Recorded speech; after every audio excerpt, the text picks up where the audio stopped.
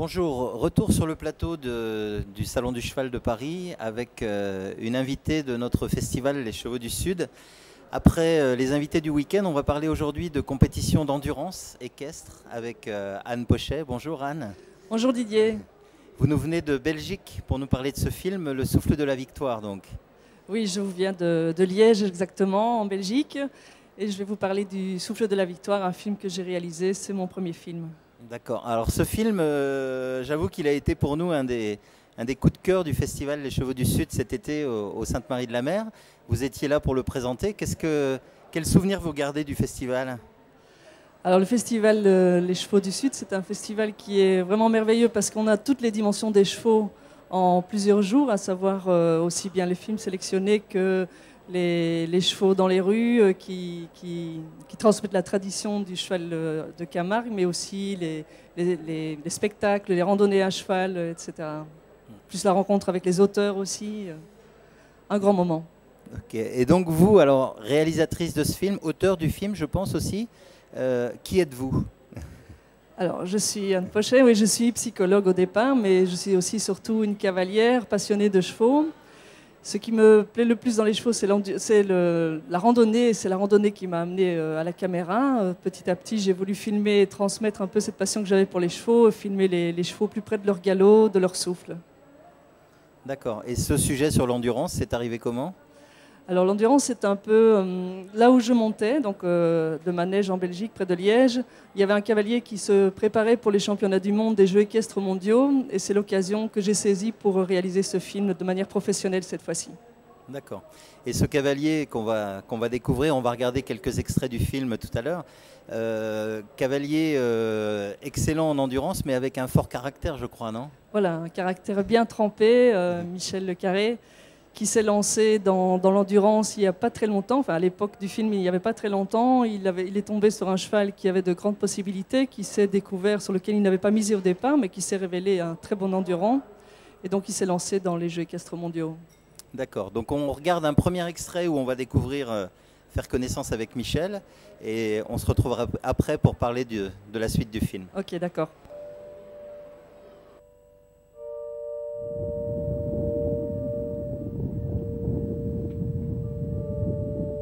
Un cheval comme ça, mourir sur la course à cause de ce qu'on voit là.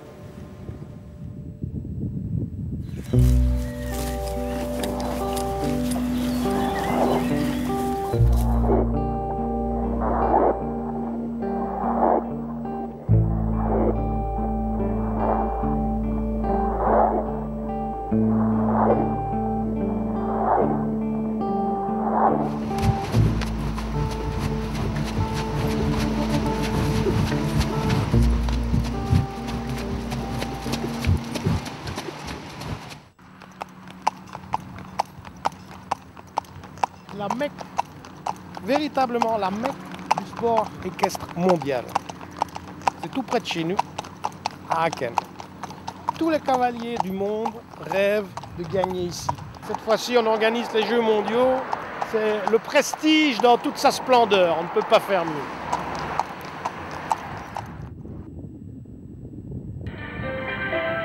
En équitation, c'est un cavalier de Warsage qui s'est imposé au championnat de Belgique d'endurance. Il s'agit de parcourir 160 km. C'est Michel Le Carré, originaire de Warsage, qui s'est imposé.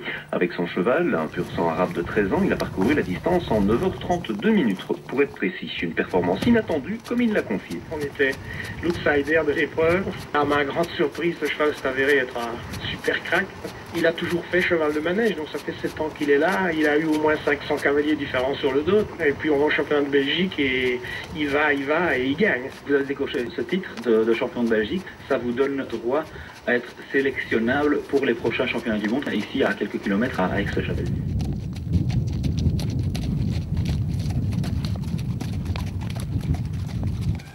Oui, Jaco. Bonsoir tout le monde. Notre pays avance à grands pas sur l'échiquier mondial de l'endurance.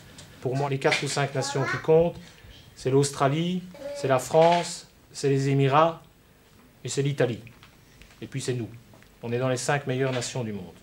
On l'a prouvé pas plus tard qu'au mois d'août, puisque nous sommes devenus champions d'Europe par équipe et en individuel. Vu les enjeux de ces championnats du monde dans le cadre des Jeux équestres mondiaux, c'est évident qu'on ne fera de cadeau à personne et que les 6 qui participeront à Aix-la-Chapelle seront vraiment les 6 meilleurs. Sont sélectionnables uniquement tous ceux qui ont déjà fait 160 km. J'avais fait 125 km en tête de cette course.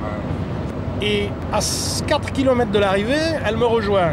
Moi, je ne m'y attendais pas du tout. J'avais encore un quart d'heure d'avance quelques minutes avant. Bon, et elle me rejoint comme ça. Elle fait un effort fantastique et elle me rejoint. Elle me propose de régler les choses au sprint à la fin. Mais moi, ça ne me disait rien. Le cheval venait de faire un effort terrible, le sien. Je me dis, le mien, il me se baladait. Je ne vais pas la laisser récupérer encore 3 km puis terminer au sprint. Alors j'attaque, tu vois, comme dans une course cycliste, j'attaque. Et au lieu de me laisser passer, elle me ferme la porte et elle me tasse contre la haie. Mais assez sèchement quand même. Et tu vois, on galope à 50 à l'heure, là, et moi j'étais sur la haie. Bon, je reprends un peu le cheval et j'essaye de passer à gauche. Et pareil, elle me retasse à gauche. Et là, je sens un peu d'énergie. Hein. Je sens que ma colère monte et je me dis, je vais essayer de m'introduire vraiment entre la haie et son cheval. Et quand je serai à sa hauteur, je vais lui en mettre une bonne. Hein. Elle va me laisser passer. Hein. Mais le chemin s'est élargi et il n'y a pas eu besoin de faire ça. Mon cheval allait gagner.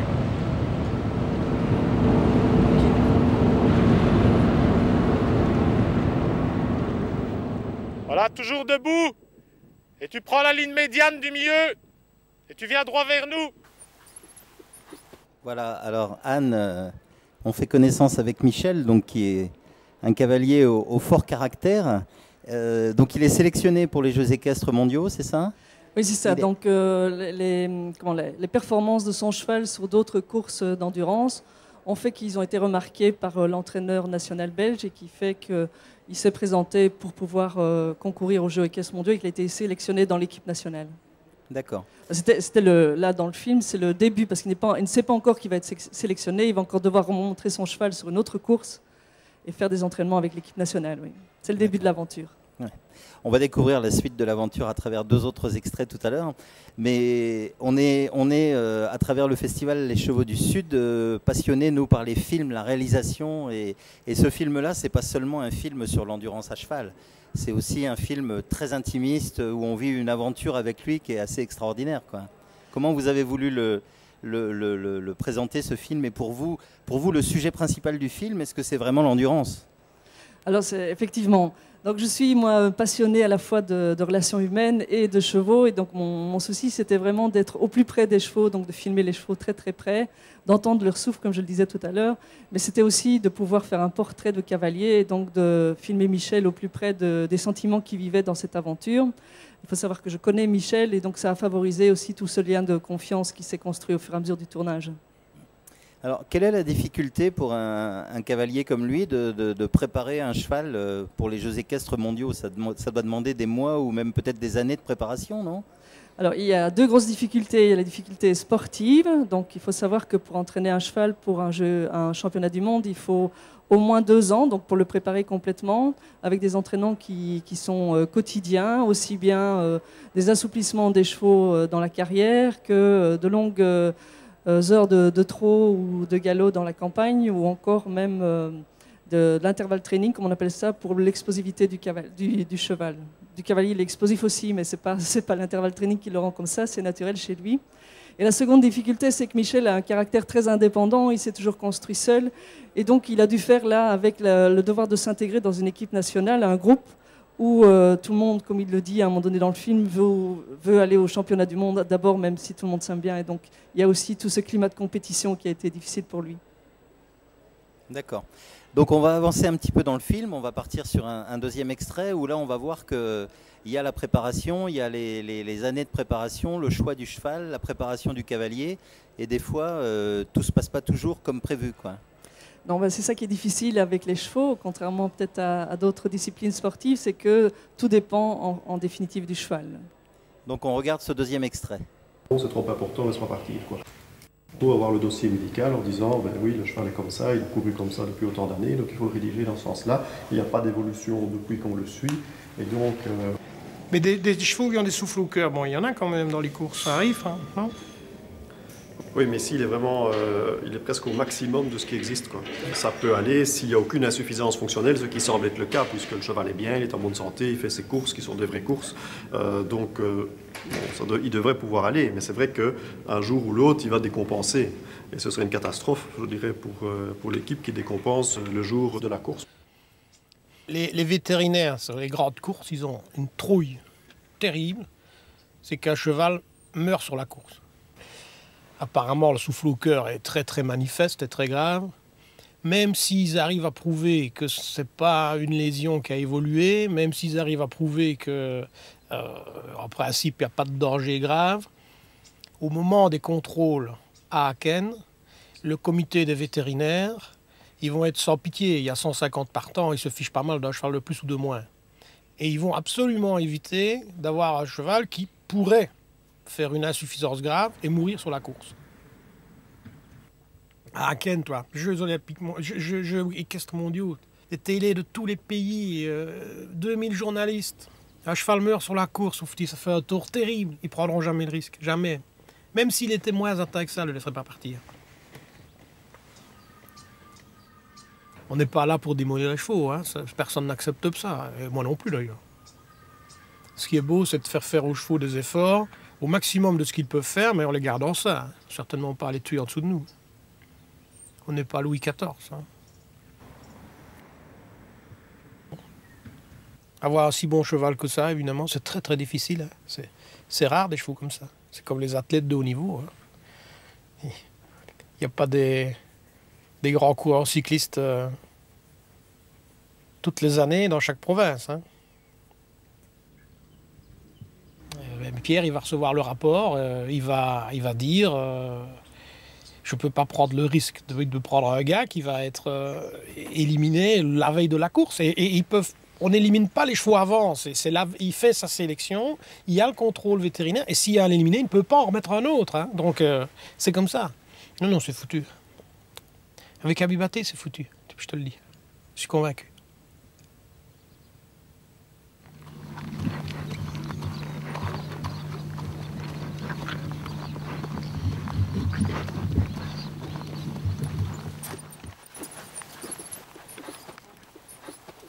L'équitation, c'est exactement comme l'athlétisme. Un cheval qui fasse de l'endurance, du dressage ou du jumping, il y a une base qui est la même pour tous. Et cette base, elle se passe ici, sur la carrière, dans le manège, qui est ce que j'appelle la salle du gymnastique des chevaux. Il faut que tu regardes avec le staff vétérinaire, parce qu'ils sont inquiets pour le souffle au cœur du cheval. Il a toujours eu un souffle au cœur, mais là, ils sont inquiets. Ouais, c'est ça. Oui, mais moi, ça m'inquiète aussi. Ce que tu dois toujours faire attention, ici, c'est des... Alors Anne, c'est foutu. On va pas y arriver, c'est foutu. On fait monter un peu le suspense, hein. On n'a pas envie de dévoiler tout le film, mais il y a quand même effectivement ce problème de souffle au cœur. Donc le souffle de la victoire, en fait, le titre du film. Dès le début, avant même les premières grandes épreuves, il sait que son cheval a un problème. Oui, enfin, il ne s'attendait pas. C'est-à-dire que le cheval avait effectivement un souffle au cœur et il le savait, mais c'était quelque chose qui n'avait jamais montré aucun signe extérieur qui aurait pu laisser penser que le cheval était en difficulté avec ça. Tout être humain aussi peut avoir un souffle et faire carrière dans le sport, ça n'empêche pas. Mais ici, il faut savoir que dans les courses d'endurance, un cheval peut aller jusqu'à se laisser mourir en course, il ne va pas s'arrêter de lui-même. Et donc les contrôles vétérinaires sont extrêmement rigoureux et peuvent arrêter le cheval à tout moment. Donc ici, les vétérinaires de l'équipe nationale n'ont voulu prendre aucun risque et ils ont voulu avoir la certitude que le cheval pourrait éventuellement concourir ou pas. Et alors, il a pu concourir? Alors oui, il a pu concourir, c'était le début. Donc faut savoir aussi que pour la réalisatrice qui était en tournage, c'était le début de tournage. Moi, je ne savais pas non plus où on allait aller, si on allait aller jusqu'au bout de l'expérience, est-ce qu'il allait être sélectionné. Et là, on était dans les 2 premiers mois de tournage et on apprend que le cheval a un souffle. Et on attendait le diagnostic du CHU de Liège avec les efforts sur le tapis roulant, etc., pour pouvoir savoir si on continuait l'aventure ou pas. Et donc oui, on a continué l'aventure. Il y a eu d'autres péripéties. D'accord. Donc on va partir maintenant dans un 3e extrait où là on est dans la compétition. On n'est pas dans les Jeux équestres mondiaux, on est dans une compétition à Rambouillet, je crois. C'est ça, oui, ici tout près. Donc pour que le cheval soit sélectionné pour les Jeux équestres mondiaux, il devait se représenter sur une course de 160 km pour que l'entraîneur puisse le voir et dire si oui ou non il était sélectionné dans l'équipe belge. Alors il faut savoir qu'une course de 160 km pour un cheval, c'est l'équivalent d'un marathon pour les humains, et donc le cheval ne peut pas en faire 36 000. Donc il lui faut sûrement bien 2 à 3 mois pour se remettre d'une course. Donc si Michel ne réussissait pas cette course-là, qu'il ne voulait pas faire en courant très très vite, mais en montrant qu'il pouvait le faire dans une allure honorable, on va dire, il n'aurait pas pu en refaire une après. Donc c'était déjà tout un suspense de savoir ce qui allait se passer là. Et on est combien de temps avant l'échéance mondiale là? Alors là, on est au mois de mai, les Jeux équestres avaient lieu en août, donc ça fait mai, juin, juillet, à 4 mois de l'échéance. D'accord. Donc on part à Rambouillet voir le comportement du cheval sur une 160 km. Voilà.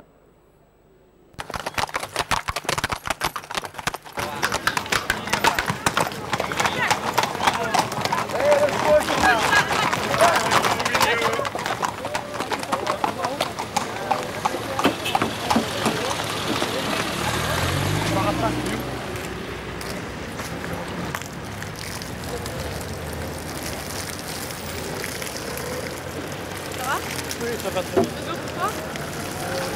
Après, oui. De l'eau là, un petit coup là.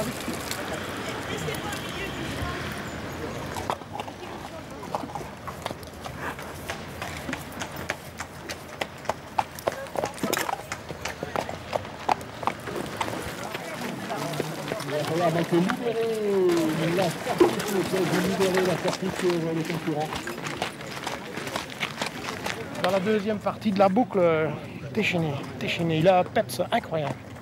Mais vraiment, même quand j'étais derrière un autre, ce que je fais toujours, je me cale derrière un autre, et il essayait d'aller lui remonter sur la croupe. Insupportable.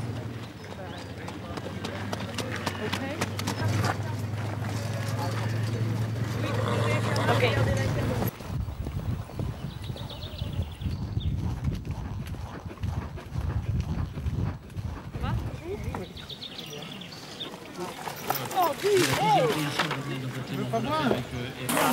Souffle au cœur après. Très fort, souffle au cœur. 52.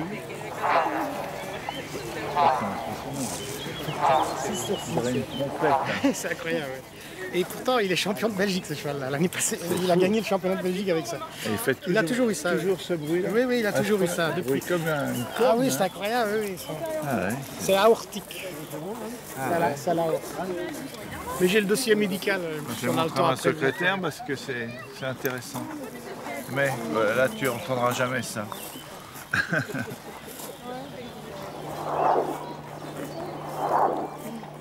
Hein? En effet. Il vaut mieux prévenir. Hein. Bah, écoute, il me dit que c'est un souffle, donc maintenant, mais c'est vraiment un souffle. Non, mais je vous crois, mais je dis c'est un bruit très particulier. Ça vaut le coup de les... Ah, j'ai écouté, oui. On a testé à l'université de Liège sur le tapis roulant. De tous les chevaux belges de l'équipe nationale, c'est lui qui fait les meilleures performances. Hein. D'accord. Et je le dis chaque fois à tous les vétérinaires, parce que quand ils entendent ça, ils sont quand même un peu estomaqués. Ouais. Mais ce qu'il faut savoir, c'est que peut-être que s'il n'y avait pas ce souffle-là, il serait champion du monde, et pas champion de Belgique. Oui, mais là, champion du monde, c'est le 21 août, monsieur. C'est le 21 août, là. Ah oui, ne parle pas trop vite. Le cheval, il s'appelle Abibaté Résine.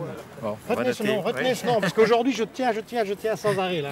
Je finis juste la course pour préparer un Ken, vous voyez. Ce sera dommage pour les Français, si vous m'en voulez. Bonne continuation en tout cas. Bonne chance.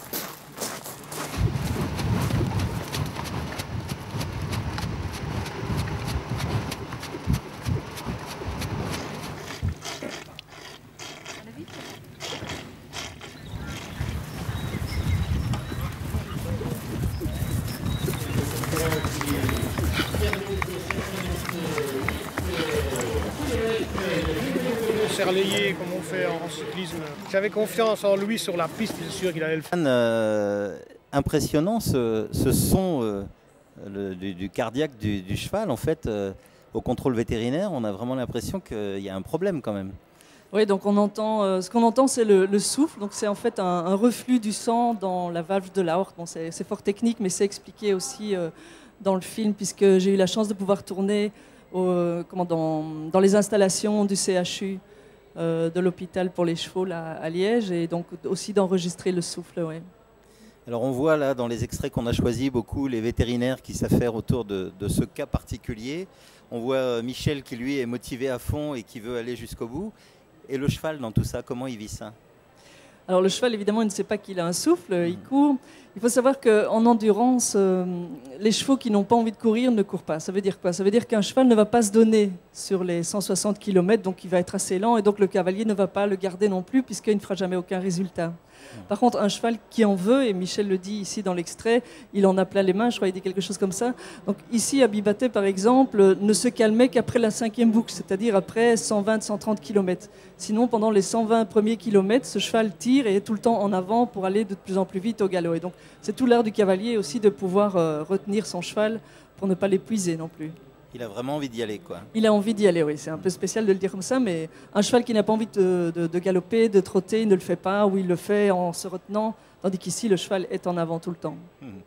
Alors effectivement, on a envie d'en savoir plus et de connaître la fin, mais on ne va pas la dévoiler. Non. Et donc le film peut être vu, il est sorti en DVD, je crois, hein, donc ouais, on donnera toutes les coordonnées à la fin pour pouvoir se le procurer.